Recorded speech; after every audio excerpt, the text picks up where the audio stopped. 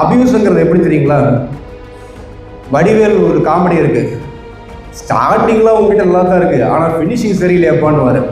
அந்த மாதிரி அபியூஸுங்கிறது வந்து ஸ்டார்ட் பண்ணும்போது ரொம்ப கலர்ஃபுல்லாக அட்ராக்டிவாக உங்களை ஈர்க்கிற மாதிரி நிறைய விஷயங்கள் இருக்கும். ஆரம்பத்தில் ஜாலியாக இருக்கும், ஆனால் முடியும் போது அதோட விளைவுகள் ரொம்ப ரொம்ப ஆபத்தாக இருக்கும். எதெல்லாம் உங்களை ரொம்ப அட்ராக்ட் பண்ணுதோ, எதெல்லாம் ரொம்ப மார்க்கெட் பண்ணுறாங்களோ, எதெல்லாம் பண்ணால் சூப்பர் சூப்பர்னு எல்லாரும் சொல்கிறாங்க, உங்கள் ஃப்ரெண்ட்ஸ் சொல்கிறாங்களோ, அதை தான் நீங்கள் ஃபஸ்ட்டு அவாய்ட் பண்ண வேண்டியது.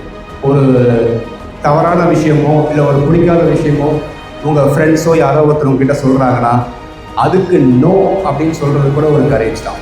அதே மாதிரி உங்கள் ஃப்ரெண்ட்ஸ் வந்து தப்பான விஷயங்கள் சிலது செய்யலாம், அவங்கள மாற்றி இல்லை இதுதான் நல்லது இதை செய் அப்படின்னு சொல்கிறதும் ஒரு கரேஜ்.